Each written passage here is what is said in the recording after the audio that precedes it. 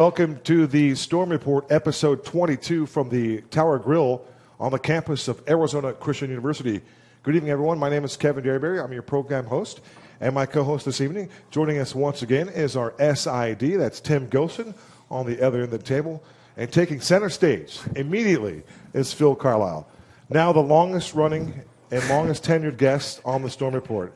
22 episodes. Phil Carlisle has tenure here. This is his third visit, so we're glad to have Phil Carlisle here. And whenever we have Phil Carlisle here, we talk tennis. So, Tim, we're going to talk some tennis tonight, huh? It's a good thing to talk when you have Phil Carlisle. He could talk a few other things, maybe things you wouldn't want him to talk about on air. But there's a few things you can talk about, but definitely tennis. We're going to talk a little tennis with Phil Carlisle on the program. We're also going to talk a little baseball. The fellas are in studio. Chase Martinez is here, along with our two-time reigning and pitcher of the week. That is going to be, we want to make sure we get everything right. We can't mess this up because Elliott is here. The pride of Deer Valley is on the program today. And we're also going to talk a little volleyball, a little beach volleyball, as we take it inside the Tower Grill with head coach. That will be Sarah Blomgren. Sarah Blomgren is on the program. Tim, before we get started, how was the week? How was the weekend? A lot of stuff to talk about on today's program because GSAC Athletics is big as we get to this time of the year. A lot riding for Coach Carlisle and his group, but an exciting weekend for the fellas playing baseball, softball, and the likes. Well, we got Coach on for a reason. That's because the conference tournament is here in our own backyard, going to be played in Surprise. So that's why I wanted to talk to Coach Phil one more time before we said adieu for the academic year. And then talking a little baseball, they get it done this weekend, win at 3-4. Good weekend for them. Women's softball won both games they played, and they actually have kind of a long break. They only played the 2 games on Friday, and they don't play again until next Friday, so like in 2 weeks. So they got a little bit of a break here around Easter time and as they're preparing for the final stretch of conference. Well, Mr. Carlisle, welcome back to the program. Thank you. You guys are locked and loaded right now. It's the postseason, and you're in the conference tournament, and you're starting off with some success. But in order to get things done, you got to take care of business against the Hawks. Yeah. So the top-seeded Hawks. Yeah. Well, San Diego's that's definitely been the top team the last couple of years. We gave them a pretty good run a couple weeks ago, but they're good. We for the first hour of that match, I felt like we were probably the better team, but they're deep and they're strong. So. We gave them as good a match as anybody has in the conference, which I was really proud of, and the guys did a great job. But yeah, that's going to be tough. They're going to be a good team, and the whole week, every opponent that we have potentially coming up is going to be tough.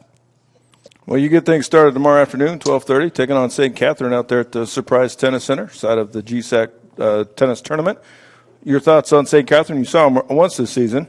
What do you think about your matchup with them tomorrow at 12:30? Yeah, we played them actually the day before we played San Diego Christian, and they're a good team. They're solid.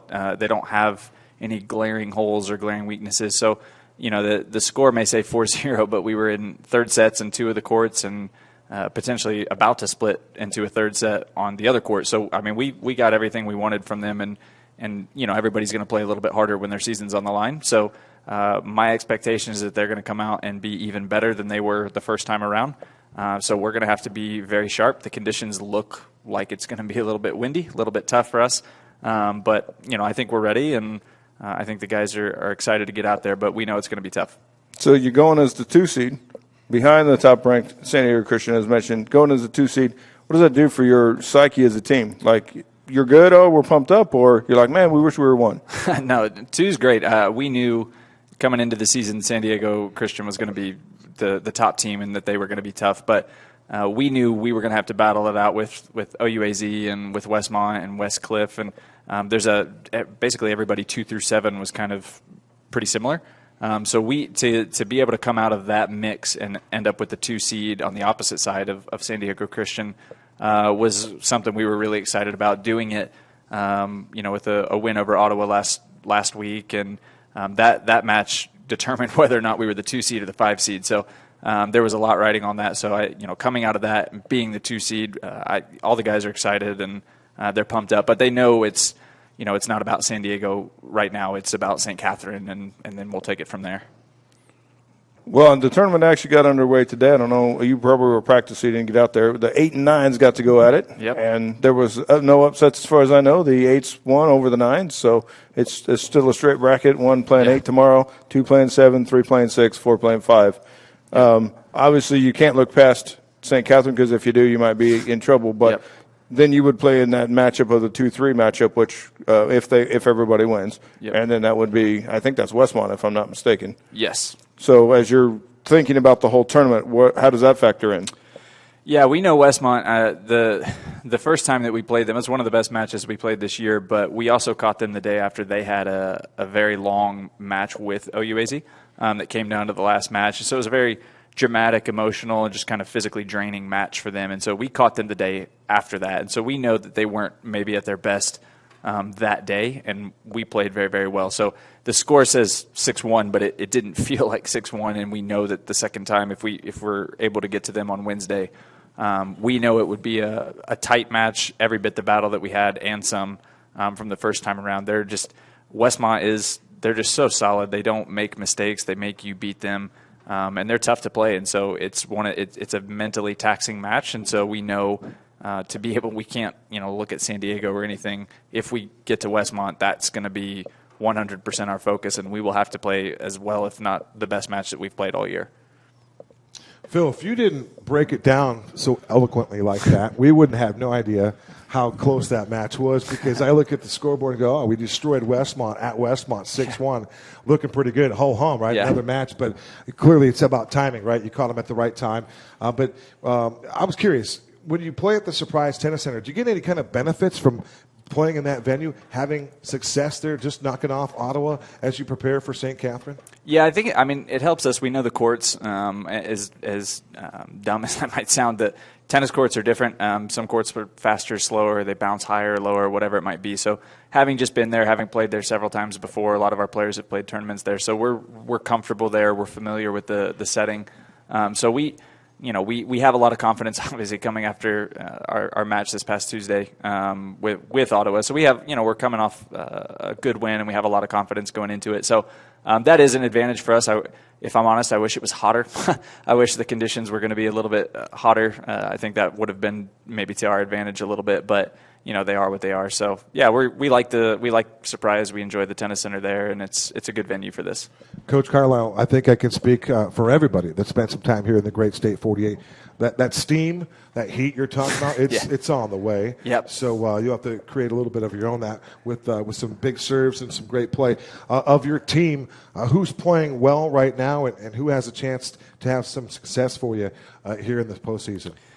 Yeah, I mean, Anthony Popperin's been he's been our number one all year, and he's had a pretty unbelievable year. He lost one match in the conference in doubles to Westmont, actually, which was a tiebreaker, but didn't lose another doubles match, and he went undefeated in singles. He didn't finish against San Diego Christian, who their number one player is ranked number 2 in the country right now, and they were in a third set. So he's been playing really well. He's just been a staple for us at number 1, and he's been a point that we've relied on.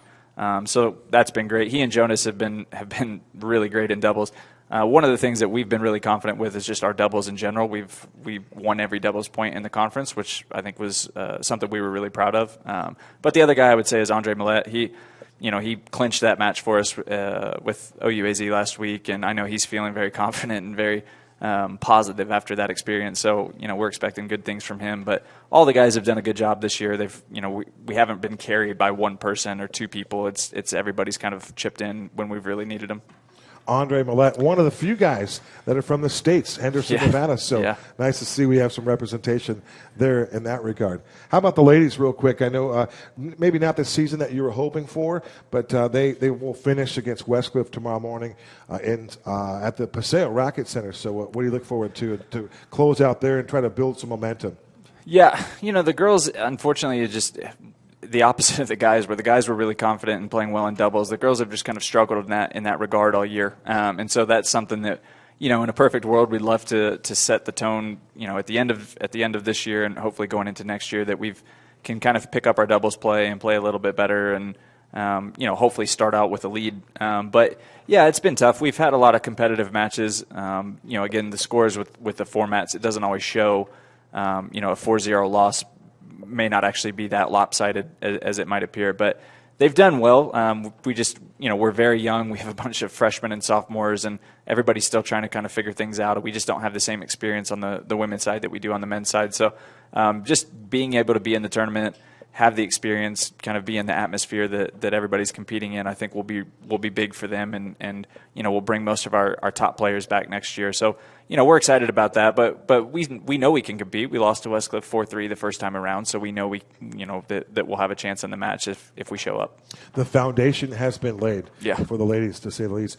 Clarification, Tim, they will play at the Surprise Tennis Center tomorrow. Was that an early match? It's at 9 o'clock. 9 o'clock. Yep. Okay. Yeah. 9 for the women and 12:30 for the men, and that's how the whole tournament is playing out. All 4 women's matches will play first, and then the 4 men's matches will get on it after that.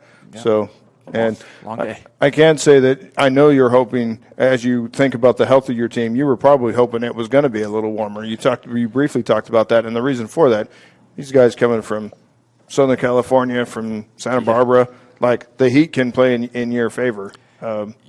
Yeah, that's something that we saw, as recently as a couple of weeks ago when we hosted St. Catherine and San Diego Christian. Both teams were commenting on how hot it was, and it was hot, but it was 88, 89 degrees. So, it's not maybe, we're used to in the fall we were practicing in the afternoons when it was 108, 110 degrees. So not that we are great in those temperatures by any means, but yeah, we were hoping for something nice and warm and, low 90s, mid 90s, something to really give us that advantage. But at the same time, everybody's coming in pretty well conditioned, and it probably wouldn't have been a significant advantage, and in some ways could have hurt us too. But we'll take what we can get. We'll just, tomorrow's going to be a pretty windy day from what it looks like, so we'll have to kind of survive that one if we can.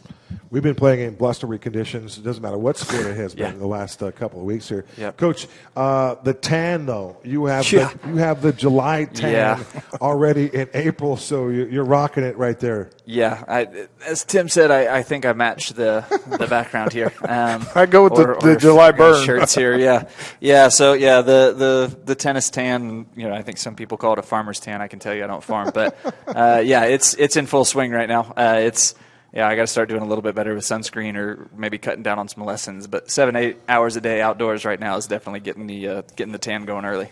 No question about it. St. Catherine tomorrow, 12:30 at the Surprise Tennis Center. We wish you guys a lot of success going forward, and it's big. It's big, and you take care one at a time, and we'll see what happens after that. Appreciate it. Thank you, guys. Just real quick, Coach, do you think you have to win the tournament to advance to nationals, or are you in that pool that potentially could go? Most likely, I think we're going to have to win it. I think one of the things that hindsight's 20/20, but going over to Indiana, competing with Grace and Indiana Tech, Marion, those 3 teams, they're all in the same boat that we are. They're all in contention for an at-large bid. They're not going to win their conferences. Marion, obviously, they didn't win their conference from the fall tournament, but so we know that realistically we're going to be up against teams that we have head-to-head results against that we lost to. So I think most likely we're going to have to win. I don't know all the ins and the outs of the committee and how they're going to choose that, but I think our feeling is we know we're going to have to win to have a shot at it. How does OUAZ get to host that tournament so fast in there? Yeah, it just rotates. So we're right now. It's kind of on a rotation between Phoenix and Los Angeles and San Diego. Although the San Diego location might be changing. So it just kind of rotates right now from location to location. And this year we're here. Phil Carlisle, he is the front man for men's and women's tennis. A lot of success for both those teams. The men 10-7, the ladies finish up at 5-12, and the men are still rocking and rolling with postseason opportunities. And who knows, nationals are right around the corner. Yep. Hopefully, you guys can get things done, and we'll talk more about that. Maybe we'd have you on for the 4th time. Perfect. We got one show left. We can't do that. we got one left. We'll see. One show left. Okay. If we could squeeze Phil in next week, that'd be something, though. Yeah. That would be something. We can do 6 segments. Why not? Let's just make it a really – no, let's not. I like it. Let's not do that. All right. We're going to take a break, and when we come back, we're going to talk a little hardball. We're taking it to the Diamond. Chase Martinez and Eli Elliott are on the program. They are here, straight ahead. The fellas talking baseball. Don't go away.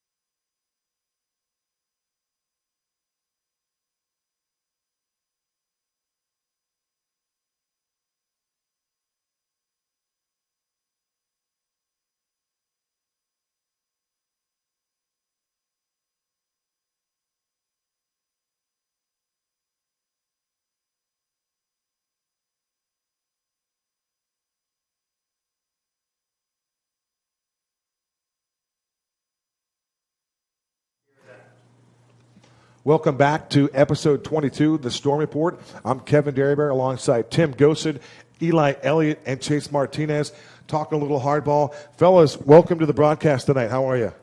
I'm good. How are you guys? Doing fantastic. Doing good. It works. We can hear you, Eli, a little bit, huh?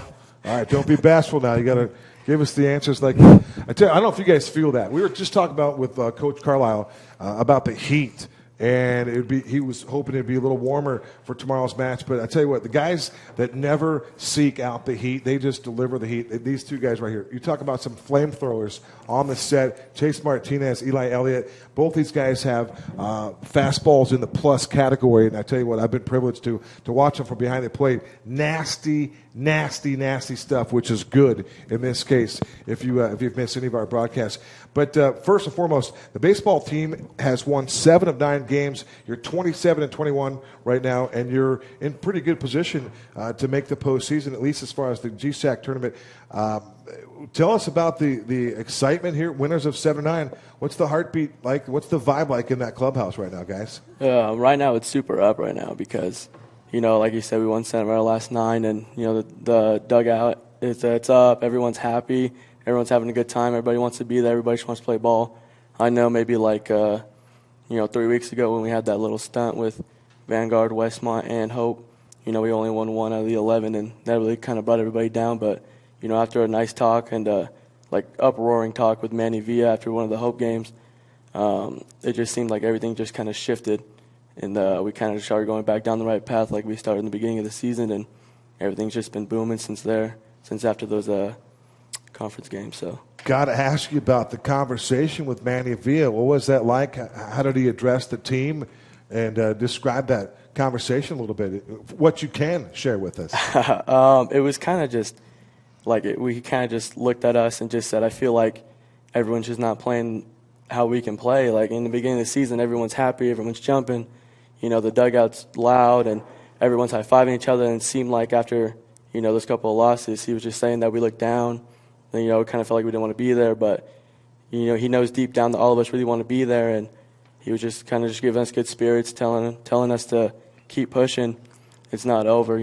After you go 1-11, it kind of seems pretty downer. But, nothing's ever over in the GSAC. So, any baseball team, doesn't matter what level that you play, you will always battle adversity. That's just how baseball goes. Look at the big leagues, Tim. You're going to play 162 games. You're going to win 50. You're going to lose 50.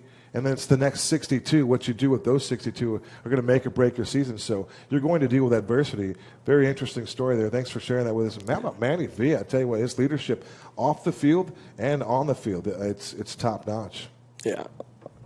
So, guys, we're talking to the pitching staff. We've gotten an opportunity to talk to the offense a couple times, so we decided, let's talk to the pitching staff. Got a starter here in Eli, and we got a guy that has seemingly a rubber arm and a reliever. So, Eli, you're, by the way, the 2-time reigning GSAC pitcher of the week. Nice little complete game for you on Friday, actually. And so how are you feeling as you're kind of gone 2 really solid outings as a starter? And then, Chase, I got a couple questions for you as a reliever. So I started out as a reliever this season, and then I had to pitch back-to-back days like Chase a couple times, and I just couldn't do it because my arm starts to get tired. So started going to Mary, get my arm fixed, and then started. And then I think I threw 115 last weekend and then 92 this weekend, and I've just been doing arm care, so my arm still feels good. So I think it'll be good next week too. Just to clarify, that was 115 pitches, not 115 miles an hour. Yeah, 115. You're good, but maybe not that good. Yeah. And so we're checking clarification boxes. It's 113 and 96, but who's counting? Who's counting? That's okay. Right. Oh, no good. ice either. I saw Eli after that shutout. Everybody was iced up from head to toe. He's in line getting food, no ice treatment. We talked about that. Why is that? That something that works for you, but a lot of guys swear by ice, but it's not necessarily in your postseason or your post-game process. For me, it just doesn't benefit me too much. I think I do flossing, so it's like a tight band that you wrap around your arm, and it cuts off circulation. And then once you take it off, there's new blood that comes in, so it gets rid of all the lactic acid. And then I do running too. So interesting. Not the flossing that Tim was thinking. No. I knew going right away. on the teeth there. Yeah.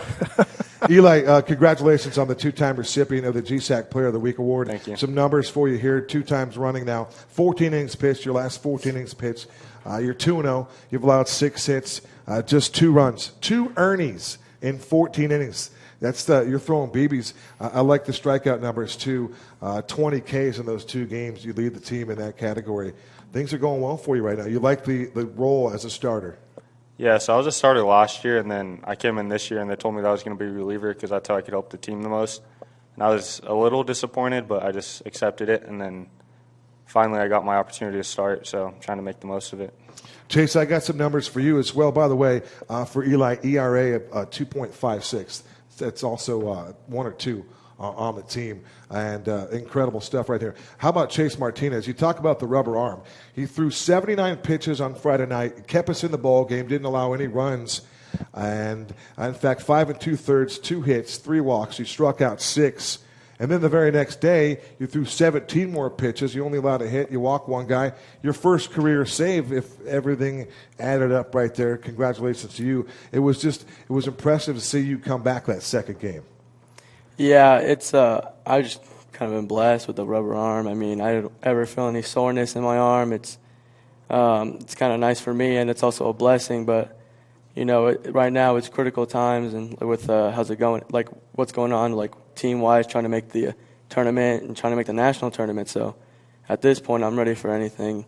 I'm ready to help the team win, and with my arm, I believe I can go in whenever. I can throw 100 pitches one day and throw 100 the next day, and I'll feel good. So. Must be nice. I can certainly tell you from our vantage point, when you went to 5 2/3, you first of all went longer than our starter that went that game. That's not a knock. That's just reality. You went longer and went deep into that game, and you're like, oh, well, Chase may be done for the weekend. All right. And then I was reading the box score the next day, and I'm like, wait, Chase is in. Chase is going again. All right, that's cool. So just the life of a reliever, right? That's no big deal. Everybody, if you're a reliever, that's the mindset you go with. Do you ever have days where you're like, Coach, tap me out, like use the old football analogy, tap me out, or you're just like, every day it's a ball game, let's go? Every day I just want to play. I just want to get on the field somehow. I mean, I'll pinch run if they need me to, but no, I really want to be on the field, and because I know my talents can contribute to the team, and it's all about winning right now. So. All right, so be honest, you and J-Ram going down the line. If you want to pinch run, who's faster, you or J-Ram? We did have a relay race the other week, so a relay race.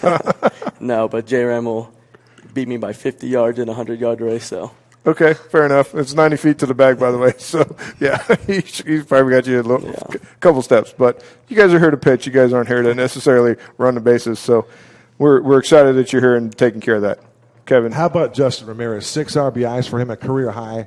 Fantastic outing. Just hits the baseball, hit it deep, and he can also run the bases very well. A very fleet of foot young man, but it's nice to see him out there. What's it like having a center field like that, where you make the pitches and you got defense behind you, and plus defenders all across the diamond? I would say it's pretty nice because there's been a few teams I've been on in the past where you're a little sketched out to throw right down the middle if you have to, because you don't know if they're going to make the play, but you just always have trust in this team. That everyone will do their job whenever it comes down to it. I have got another question here for both you guys. I call it the blow-by pitch. Little Leonard Ronstadt, little blue by you is my call sometimes in the game. How much fun is it to be able to dial it up and throw high cheese and get that swing and miss? The team has 420 strikeouts. That leads the conference, so you guys are both in that mix. When you put up strikeout numbers, what's it like to to have that blow by type stuff? It's pretty nice. It is one satisfying one because you see many arms in the GSAC and you kind of don't see many blow by yous, But with me and Eli, we kind of just strive to get our velo up. We work out a lot on and off the field, and it's just nice to really gear one and rear one in there and then just watch them swing and miss. It's pretty satisfying. What about when TC or Curtis Roberts puts down the deuce? Uncle Charlie, you got that over-the-top hammer, Chase. That's another great pitch. I love to see it when you throw it, and it's great when somebody misses on the other side. Yeah, that one, that's probably my second go-to. It's my second go-to, and it is kind of nice because after you maybe one count, just blow a fastball right by somebody, super late swing, and the next thing you know, you come bring down that slow, loopy curveball and you just watch them super early and swing and miss. So Eli, tardy bats. That's what you guys like, right? Tardy Yeah. bats. Definitely. You like to be on time, but don't let the bats be on time, right? Leave them there. So you guys, for Eli, you're a local product. And by the way, I know the Eli family will probably be watching this if you told your family. And from sports information, we got to apologize to the Elliott family. We, for 2 years, realized we had left off a T, and we just got told about that this weekend. And the T got added to the last name. So it's been there for years in the family, but we had left it off for 2 years, and finally we were notified of it this weekend. So apologies to the Elliott family if you are watching. But you're a local product right here from Glendale, obviously in your second year with the Firestorm. Why the Firestorm, and why decide to stay so local? So I didn't really have any other offers coming out of high school, but there was a few JUCO offers that I had, and I came here for like the religious aspect of it, to further my relationship with God and to play baseball at the same time. And I really liked Coach McDonald and how that talk went too. So. Okay, Chase, you're from Escondido. A little bit different weather here than it is there. Yeah. How does that play out for you? Well, yeah, it's a big difference going from San Diego, sunny 75 by the beaches, to coming here where you never know if it's going to be 115 or 90 but raining. So, but it's nice. But I do like it out here. I came to ACU. Like on the flip side from Eli, I did have quite a bit of offers coming out of junior college, and the conversation me and Coach McDonald had was, I felt like a connection there. Like I felt like I needed to be here. I feel like God pushed me towards you to come to the school. I mean, everything he told me about how the team oriented and stuff like that, how it goes down here and everything. I just loved every bit of it, the brotherhood, how we play hard-nosed baseball, and I just loved it from our conversation. So I was really happy to be here. All right. Well, we're definitely glad both of you guys are here. A long drive for you, and an even a little bit longer drive for you to be here. So you guys have one conference. Really, it's just a double header. You got rained out in San Diego. That game is going to be made up here in a couple weeks. So you only have 2 games that can impact your personal standing in the conference. There's other teams that maybe they play 4 games and they could jump over you or whatever. So knowing that you only have the 2 games left, what do you guys have to do in those 2 games against San Diego? It's all about just pushing through to the finish. We just got to keep going. I mean, Coach Mack told us last week that every game from here on out treated like a playoff game, and I feel like we took that to heart before we got to play this last series against Menlo, and we really played it like a playoff caliber team. And going to San Diego, we're just going to bring the same motivation to that game, because it really is a playoff game for us. We're trying to make a push to get that 4th seed in the GSAC tournament. So. It's a little bit of an odd twist because they'll actually be the designated home team. We'll be taking care of all the stuff, but they'll be the designated home team. So you guys will be playing here locally, but you're going to bat first. It's like like a road game. But does that change your psyche when you're like, oh, we're rolling out of bed? Oh, we should be the home. No, we're the road team. It doesn't really change anything. It's we just hit first. That's the only difference, and we're just going to keep pushing. So. Okay, I got 2 quick ones left. We are speaking, we're talking a little baseball here on the Storm Report, episode 22. We're talking with Eli Elliott and Chase Martinez. My last one for you, Eli, and I have a question for both of you. How would you describe your delivery? And if we're talking with a couple of scouts, how would scouts or the opponent talk about your delivery? What are they describing? How would you say, how do you come in there? 3/4, how do you definitely a little funky and unconventional. I would say a lot of people say sidearm, but I consider it like a low 3/4 arm slot. But I get really low to the ground whenever I throw. So not quite submarine style, but you can dip a little bit lower. There's more. You can dip more if you want, right? Yeah, every now and then I do. Okay. You throw the slider that way, or you just? I think the slider is better, more over the top, because it's not as sweepy. It's more sharp. So okay. It's a lot more swing and misses. I like that. You got a little more tilt to it. My last one for both of you guys. Trey Tarver and I were talking about the feel of pitching and the feel of certain pitches. In particular, with that feel, elaborate on that. How does that feel mindset work for each of you in your own game, your own craft? When you go to the bullpen and you just kind of just throw your pitches, you're on. You go on the field feeling good. And, there's be some days where you're starting in the bullpen or you're coming out of the bullpen and your pitches feel a little wonky, but you still got to have like the confidence to go in there and just pitch like your best. And hey, you never know. Bullpen might be bad, but in the game it might be good.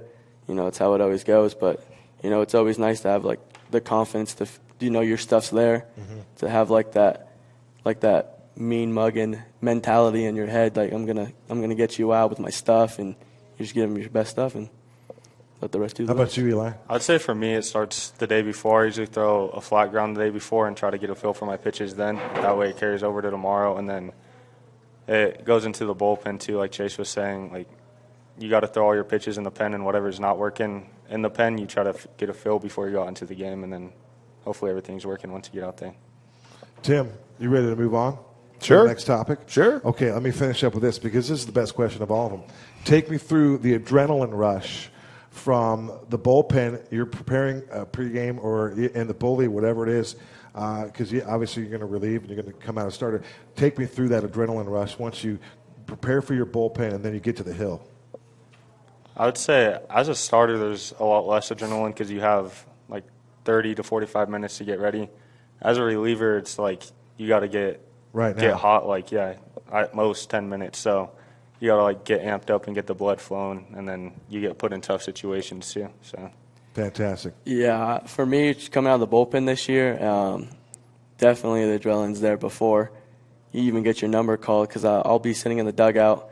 The game might not be going our way, and Coach Mack will say, "Hey, get hot," and then that's when it kind of starts. Like, you just see like the team, we start losing, the team's going down, then you want to come and fix it, help the situation, and that's when it kind of starts flowing. And then, I don't need much time to get ready because all the adrenaline's pumping. I just want to get in the game and just pump 90 past all these hitters and just pull out the win for the team. So do anything I can. So 90, you're going with the slow stuff then? Because I know you can go higher than that. That's Chase's changeup. 90 is the changeup. So, Yeah, right. Chase, I love the fact that you got vision to maybe be drafted one day. If that's not the cards, you want to create opportunities for nonprofit organizations for the less fortunate. Everything you guys are doing is fantastic. We're privileged to have you here and be a part of it. Tim, I learned a new term. If a pitcher's doesn't have his best stuff, and maybe the command isn't there, it's wonky. It's a kind of a wonky pitch, so I could kind of work with that a little bit. Wonky. Now, I go that was way off the plate. We're a little wonky on that one, but we'll be right back. Here we go. Got to get ready for the next pitch. There's just one pitch. I would put wonky in some deliveries that I've seen. I mean, Eli is just pretty ironic. I do have to ask just real quick, how often do you put your other knee on the ground when you're pitching? Like you stand up and you're like, ooh, I got a dirt spot from the mound. it happens at least once or twice a game. Definitely more if I pitch more, but You get that low where you're grazing the knee on the turf. yeah, huh? my back leg's it's laying down on the mound while I'm pitching. So Tell you what, you're getting people out, and Joe Mack and everybody on that staff, Coach Osterode. I don't know if we give Coach O enough love, but you got to be privileged that you get a chance to work with Coach O. He does a great job for our program, and we're certainly glad that he's here. We got to, all good things come to an end. That's what they say, right, fellas? So we're going to talk a little beach volleyball with Coach Blomgren next. But thank you guys for your the time to be with us tonight, and we'll look forward to seeing you against San Diego Christian here in a week or so. But where's baseball? Next baseball game is when, Tim? Tuesday? The next home one is against San Diego. That will be played at Glendale. But you guys are playing at Ben Mesa and at Park in the next 2 days, right? Yeah. I've got 420 circled. That's the San Diego Christian double dip at Glendale Community College. So I know I'll see you guys there for that one. So for Chase Martinez and Eli Elliott, a special thank you. And we're going to take a quick break. We're going to talk a little volleyball with women's beach head coach Sarah Blomgren right after this. Stay with us.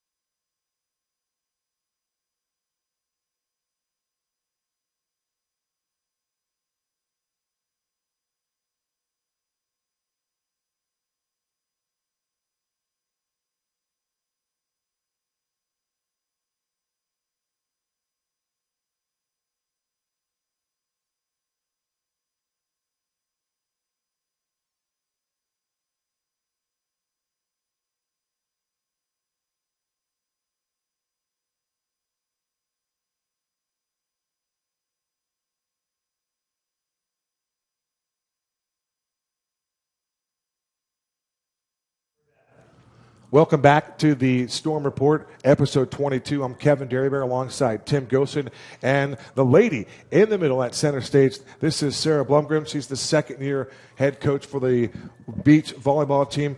Coach, 7-16. Yeah, it wasn't probably what you had ordered up at the beginning of the year, but I'm sure that you had a lot of fun along the way. Tell us about your program and how things developed for you in year number 2. Yeah, so this year, my first recruiting class that I've been able to bring in, a lot of freshmen, a lot of younger girls, and we're still kind of in the beginning stages of getting more girls that are well-versed in beach volleyball, not necessarily coming just strictly from an indoor background. So the difference is as far as teaching beach volleyball to indoor players. This year, I would say we had definitely more of a beach knowledge, which is awesome, and we're just going to continue to build that beach knowledge as we recruit year after year. But I think the main kind of moral of the story this year was, let's just get these girls the highest level competition we can. I don't really care about the score right now. I care about really getting these girls into playing a lot of D1s, and we played a lot of NCAA Division I programs this year, which was tough and a lot of losses, but I think it was actually imperative for us to get that experience, because when we come into conference play, it doesn't make it easy, but it gives us a lot more tools in our tool belt to be able to use that. And, for some of these young girls coming in and getting to see kind of how these other programs operate and kind of what other skills they're bringing, I think it just ups their level and increases their confidence. And I think we struggled, especially in the beginning this year, with confidence and just understanding that we can get things done and we are skilled. And that's kind of what we talk about all the time, is like, do you guys understand how much you can do? But I think getting past the mental barriers this year and kind of getting the exposure to really good competition was what we needed to do this year. So I'm okay with the record in terms of just numbers, because it doesn't necessarily reflect the growth that we had this year. Right, no question about it. And you figured that you probably saw that growth along the way. Oh, yeah. We always hear that term, the integration from indoor to outdoor. What is that biggest hurdle there for you as a coach, and then for your student athletes? Yeah, that is a really good question. I think the game in terms of strategy is just completely different. Obviously, the clear indicators, there's 2 people rather than 6 on a court. Right. And with that, rules are different, and time constraints, weather constraints are very different. You have to play specific types of wind differently. So the elements come into play, but in terms of just skill, a lot of the movements that you're doing completely different. And so the main difference, I would say, though, overall, is the strategy. And I always call it the cat and mouse game. You got to play cat and mouse with the other team. You got to give them a picture of what you guys are looking like, and then switch the script on them in the middle of the play and kind of bait them into doing different things. Offensively, you got to make your defense look different, and in hopes that you bait them into a shot and things like that. So I think the ceiling for the strategy of the game is way higher than indoor. I've been an indoor player my entire life, and I've played beach as well. But just even from my experience, there's no ceiling. Literally, there's no ceiling outside in the beach. But just from that perspective, it's so different, and it's amazing to see the girls grow in just their strategy in the gameplay, let alone in the skills. Outstanding. Well, you mentioned the record to begin with. Not the greatest, but the 7 wins, program best. Let's talk about some of the highlights. Program best, 7 wins. You have your singles. They played one most of the time, but Bree and Aubrey. Aubrey Green? Love names. Yes. Anyway, why am I blanking? Bree and Aubrey. There we go.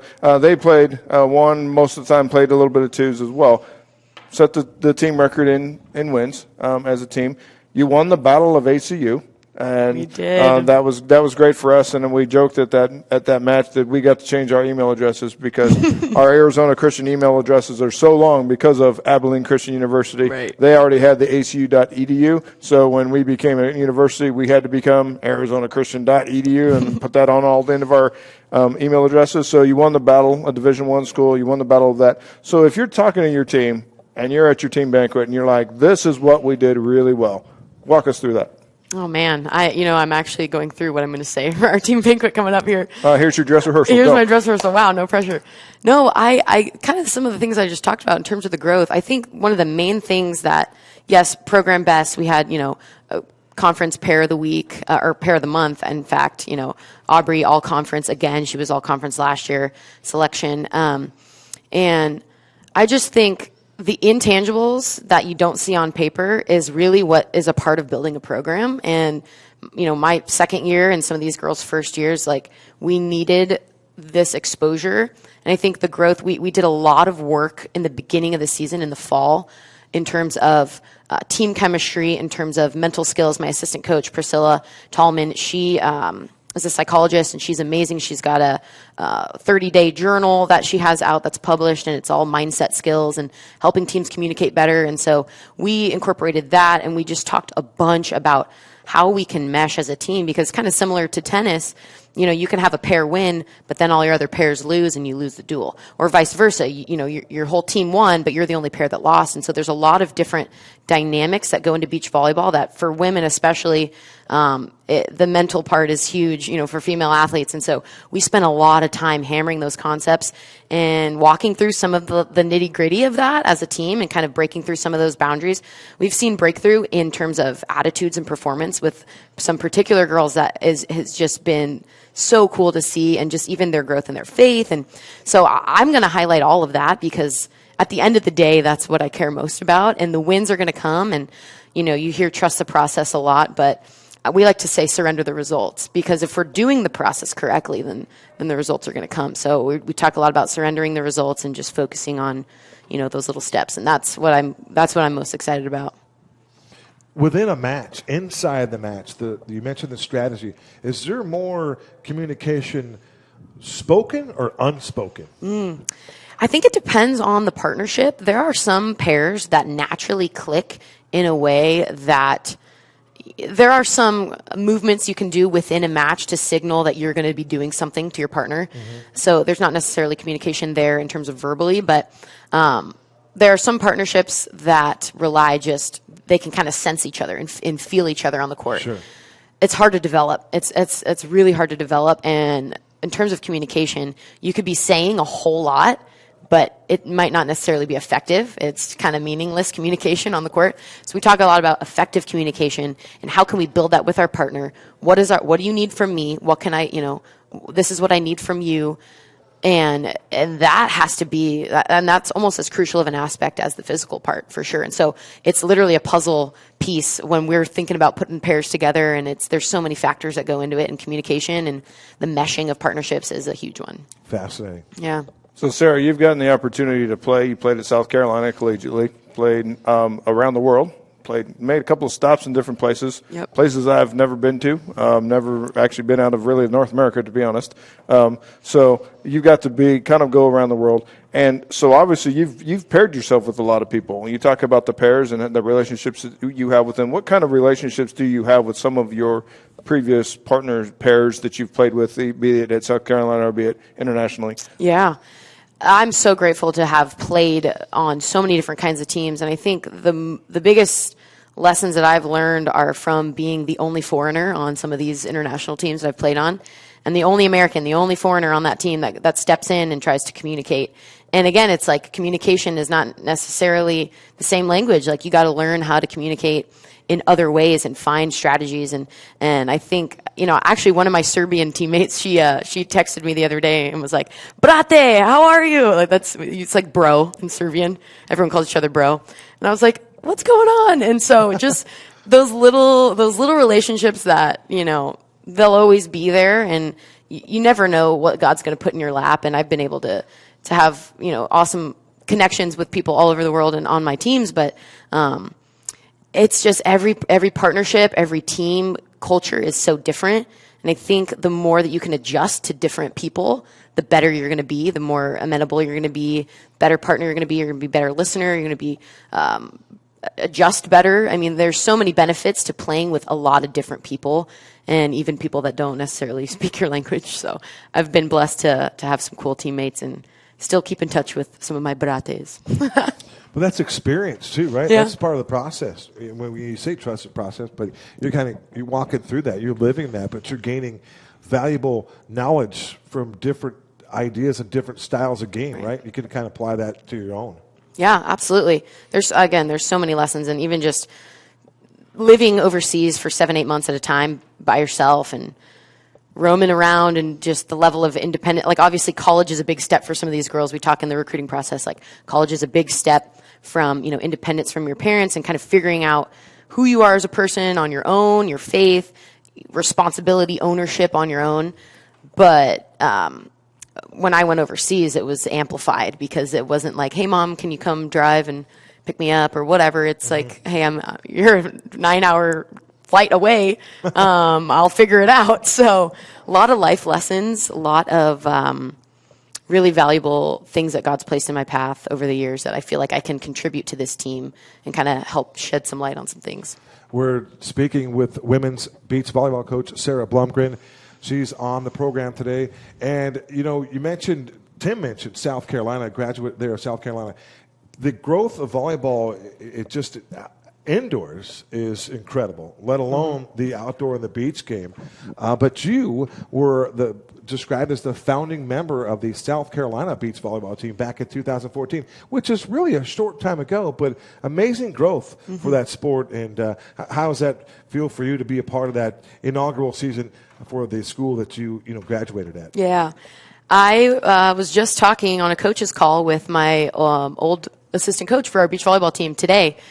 He's still the coach there, and he's an amazing mentor of mine, and we have a little coaching community that we check in on each other and see how everything's going. But that program, I think that's a testament to kind of what has been instilled in me as a coach is, the team and the relationships and the valuing people as people first is the most important thing, and that's what's going to build a great program. And man, it takes patience and it takes longevity, but I think that's what I'm trying to instill. But yeah, being a part of that program was amazing, indoor and beach, and they've shaped a lot of who I am as a person and a coach today. So it's been cool.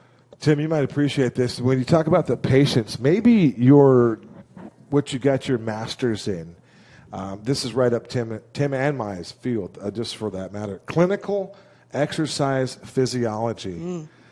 That was my third master's. Yeah. So I started it, got heavily into it, realized it wasn't really for me. And so I tapped out early. But, if you would, your background that you talk about and, the testament of patience, I'm sure that part of your education has helped you along the way as a leader and as a coach.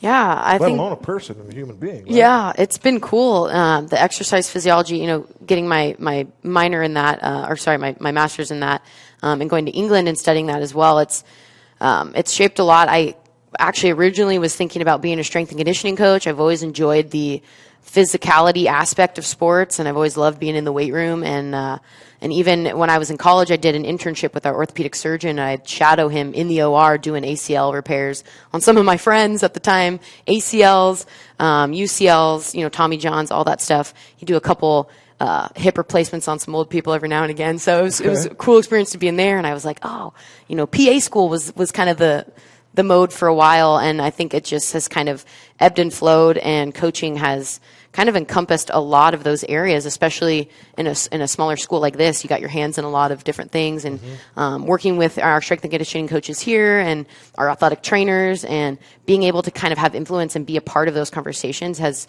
helped me, utilize my degrees a little bit, which has been cool. Strong skill set. Yeah. To say the least. Yeah, it's cool.